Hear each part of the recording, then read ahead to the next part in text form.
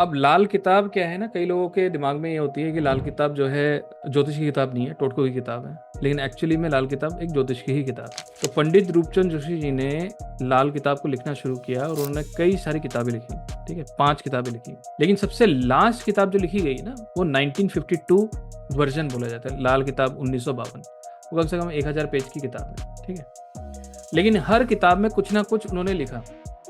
लेकिन आप एक चीज समझना हमेशा, कि हर किताब अपने आप में अनोखा है।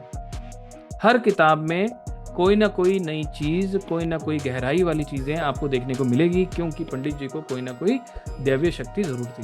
ठीक है, और उन्होंने ऐसी ऐसी चीजें लिख रखी हैं, जब आप खुद पढ़ोगे तो आपको समझ आएगा। और कई बार क्या होता है, लोग इसको किताब को नहीं पढ़ पाते क्योंकि उनको समझ नहीं आ पाता सही टाइम पे कि क्या समझाया गया है, क्या लिखा गया है। तो इसलिए लाल किताब को ना धीरे धीरे करके पढ़ के समझ आता है। और डेफिनेटली किसी न किसी का मेंटरशिप में जातक को पढ़ना चाहिए, है ना।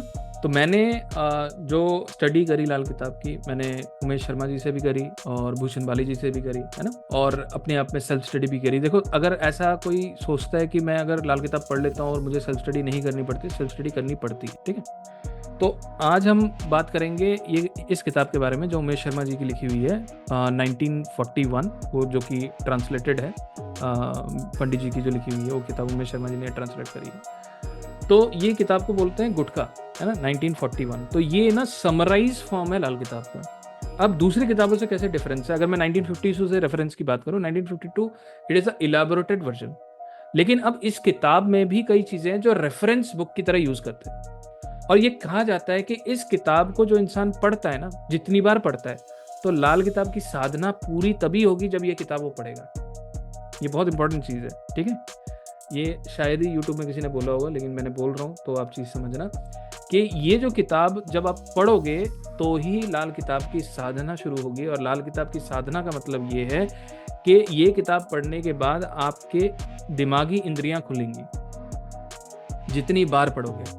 और एक चीज़ और बता देता हूँ, जो हिंदी नहीं पढ़ना जानते, जो इंग्लिश में पढ़ने की रुचि रखते हैं, उनको भी ये किताब हिंदी में ही पढ़नी है, नहीं तो दिमाग नहीं खुलेगा। ये क्लियर बात है। ठीक है जी। दूसरी बात है, मेरी भी हिंदी अच्छी नहीं है ना। बाई बर्थ मेरा नेटिव लैंग्वेज बंगाली है और हिंदी में मैं कमज़ोर हूँ। लेकिन फिर भी तोड़ मड़ोड़ के मैंने ये किताब पढ़ी, सारी किताबें पढ़ी।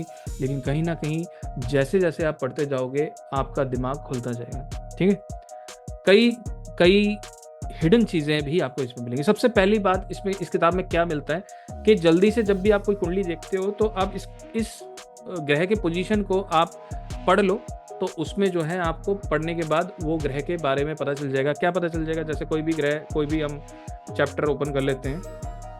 यहाँ पे देखो चंद्र 6 दिख रहा है मेरे को, है ना, आप लोगों को दिखेगा इसमें चंद्र 6। तो सबसे पहले ऊपर लिखा हुआ खरगोश। मतलब क्या है कि हर घर में ग्रह क्या आशिया होता है। अब कभी भी आपको अगर चंद्र के कोई उपाय कराना हो छठे घर का, तो आप खरगोश का प्रयोग कर सकते हो। पॉइंट समझ में आ रहा है। तो ये हर ग्रह की आशिया बताते हुए चलते हैं जी, है ना। और यहाँ पे ये ग्रह संक्षिप्त में उस घर में क्या प्रेडिक्शन देगा वो भी बताता हुआ चलता है ये किताब, है ना। तो ऐसे केस में इस किताब को पढ़ लेना बहुत अच्छी बात है। अगर मैं कहूँ कि इस किताब की मोटे मोटे अगर मैं कहूँ, है ना, तो यहाँ पे मेरे को 386 पेजेस दिख रहे हैं। तो मोर देन 350 पेजेस हैं, है ना। तो इस किताब को पेज बाई पेज हम पढ़ेंगे और इसमें डिटेल में हर एक चीज़ को अनफोल्ड करने की कोशिश करेंगे। ठीक है, लेकिन आप ये समझना कि लाल किताब अपने आप में बहुत बड़ा साइंस है ज्योतिष का, लेकिन अपने आप में इस किताब में भी बहुत सारी चीज़ें हैं। तो आज मैं इस किताब से कोई भी एक पेज मैं आप लोगों को दिखाता हूँ और उसके बारे में थोड़ी बहुत चर्चा करते हैं। ठीक है, इस किताब के पेज नंबर 14 में, है ना, मैं इसका फोटो जो है लगा दूंगा आप लोगों को, मुझे नहीं पता दिख रहा है नहीं दिख रहा। तो यहाँ पे देखो एक ऊँट की छवि बनी हुई है। ठीक है, अब यहाँ पे लिखा है मंगल बध। ठीक है, अब यहाँ पे बोला कि भाई मंगल बध में जो छवि है यहाँ पे ऊँट की बनी है, तो इसका मतलब अगर आप अपने घर में ऊँट का स्टैचू रखते हो, ऊँट का फोटो रखते हो, तो आपने अपने घर में मंगल बध स्थापित कर रखा है।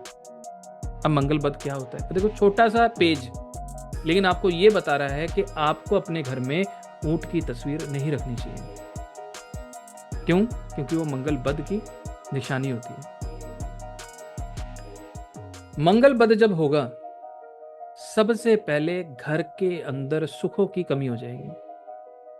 अगर मंगल बद होगा तो घर के अंदर बीमारियां रास्ता खोल के आ जाएंगी। मंगल बद होगा तो घर के अंदर कलह जरूर आ जाएगा। ठीक है, तो कहने का मतलब है इस किताब में हर पेज में कोई ना कोई रहस्य यहाँ पे बताया हुआ है। अब आपको एक चीज बताता हूँ। मैं रास्ते से जा रहा था और वहाँ पे क्या हुआ कि आपने देखा होगा कि स्टफ खिलौने मिलते हैं और वो घोड़े बने हुए मिलते हैं रास्ते में, आपने देखा होगा, है ना। तो वहाँ पे वो घोड़े बिक रहे थे और उन घोड़ों के बीच में ना एक काले रंग का हाथी था और उसकी सूंड ऊपर थी। अब यहाँ पे इस किताब में आप देखो, ये पेज नंबर 17 है ना। यहाँ पे हाथी की तस्वीर बनी हुई है और हाथी का सूंड ऊपर है, पूंछ ऊपर है।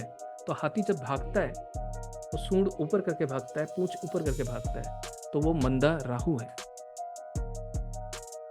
तो अगर आपने घर में कोई हाथी का स्टैचू रखा हुआ है, हाथी की फोटो रखी हुई है जिसकी सूंड ऊपर है, तो मंदे राहु की आशिया अपने घर में स्थापित कर रखा है, जो आपको सिर्फ और सिर्फ बर्बादी और परेशानी ही देगा। अब ये मेरे को मत बोलना कि हम तो इस वजह से हमने रखा, हमने उस वजह से रखा। अगर कोई साइंस को आप मानते हो तो वो क्लियरली यहाँ पे लिखा हुआ है, ये मंदा राहु है, खराब राहु है, जो सिर्फ और सिर्फ नुकसान ही करेगा। तो ऐसे कई रहस्य हैं कि कहाँ शनि खराब होता है, कहाँ मंगल खराब होता है। ऐसी ऐसी चीजें आपको इस किताब के अंदर लिखेंगी। हर पेज में कोई ना कोई एक रहस्य छुपा हुआ है ना। तो ये किताब है तो शॉर्ट, लेकिन ये रेफरेंस बुक की तरह यूज किया जाता है, जिसे हम गुटका भी कहते हैं। और इस किताब में हर ग्रह के, हर घर के बारे में लिखा हुआ है और साथ ही में यहाँ पे कई जगह मुश्तरका भी लिखा हुआ है। मुश्तरका मतलब क्या होता है? एक ग्रह के साथ होना। जैसे कि बृहस्पति शुक्र होना तो क्या होगा, तो यहाँ पे 7वां घर लिखा है, 8वां घर लिखा है। तो इसका मतलब क्या है कि आप इस किताब को पढ़कर भी लाल किताब की नॉलेज बढ़िया तरीके से ले सकते हैं। हमारी साइट पे भी अवेलेबल है, अमेजोन पे भी अवेलेबल है, आप कहीं से भी खरीद लीजिए। ये किताब पढ़ना शुरू कीजिए। अगर आप पढ़ना चाहते हैं तो मैं भी इसको आप लोगों को पढ़ाऊँगा, लेकिन स्टेप बाय स्टेप पढ़ाऊँगा। ये लगभग 4 महीने लग जाएंगे, ये जो भी हम पढ़ेंगे। और ये जो क्लास है ये सुबह होनी है, ठीक है। सुबह होनी है मतलब सुबह 10 बजे से 12 बजे तक क्लास होगी, सैटरडे एंड संडे, ठीक है। अगर किसी को जुड़ना है वो जुड़ सकता है, लेकिन अगर वो चाहता है कि भी लाल किताब की जर्नी शुरू करनी है, इससे बेहतर कोई जर्नी नहीं होती है जी। आप ये मत सोचना दुनिया में या ऑनलाइन लोग लाल किताब में ये करा रहे हैं, वो करा रहे हैं, और मैक्सिमम केसेस में मैंने देखा है वो एट द एंड कुछ भी नहीं करा रहे, है ना। मैं किसी को डायरेक्टली ऑब्जेक्ट नहीं कर रहा हूँ, लेकिन मैक्सिमम स्टेज में वो कुछ भी नहीं करा रहे। कई लोगों को ऐसा लग सकता है मैं तो किताब पढ़ के समझा रहा हूँ, लेकिन आज की डेट में जो किताब पढ़ रहे हैं ना, वो वही इंसान पढ़ रहा है जो जानता है इसके बारे में।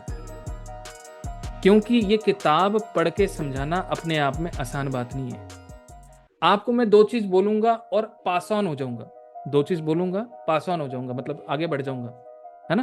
तब ऐसे केस में क्या होगा, आपको पता ही नहीं चलेगा मैंने रेफरेंस सही बोला गलत बोला।